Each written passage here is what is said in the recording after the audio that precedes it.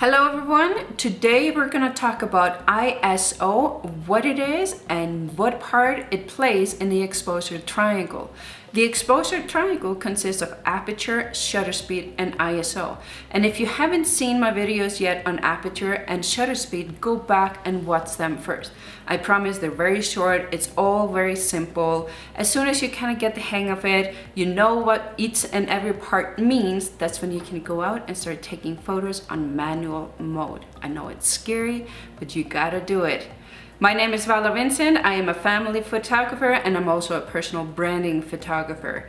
So let's get to it. ISO is a numeric value on the sensor's sensitivity to light. Now, to make things even more simpler, the higher the ISO number is, the brighter your photo is. That's really it.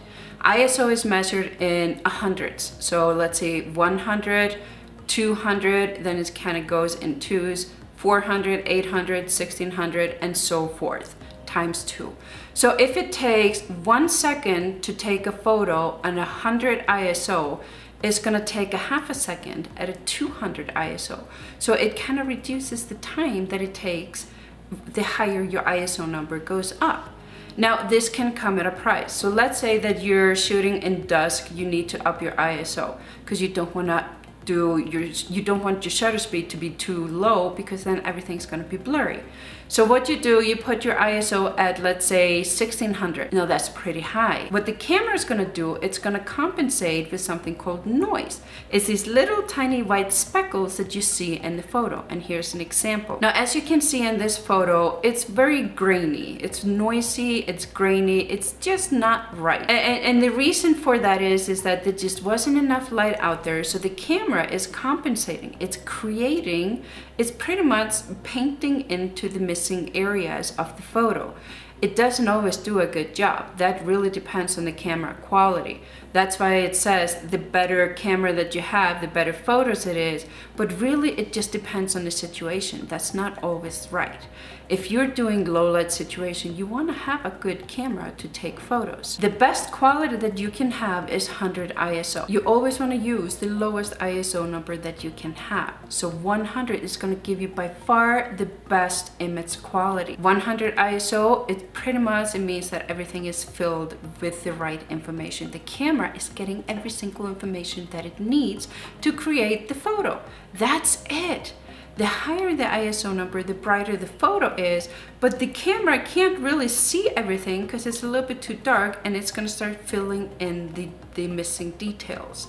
So you have to decide what your camera limits are. Now, phones are getting pretty good. You can do a lot with phones. You can even go into settings on your phone and you can set your ISO. You can set your shutter speed. So again, always go for the lowest ISO number that you can get because that's what helps create the brightest and the best quality photo. So let's take a little bit of a math into place. So if it takes 1 second to take a photo on 100th of an ISO, it's going to take half a second at 200. And then pretty much it's going to be even faster to take a photo the higher up you go in your ISO.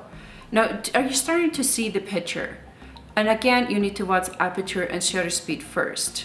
I highly recommend it. If you haven't done it, just click pause and do it.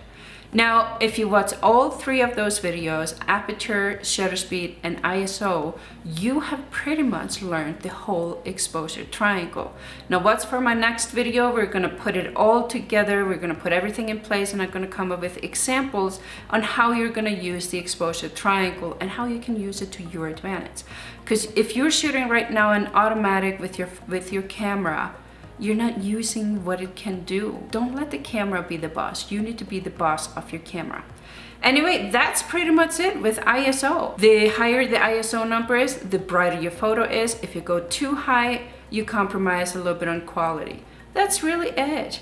Nothing more to it. I would love it if you subscribe to my channel and give it a thumbs up. If you're brave enough, you can join my Facebook group. I have 2 Facebook groups, one for entrepreneurs and one for business professionals called Improve Your Visual Stories.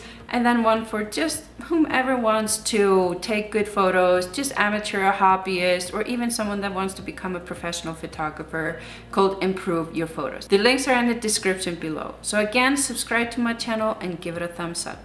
Bye bye.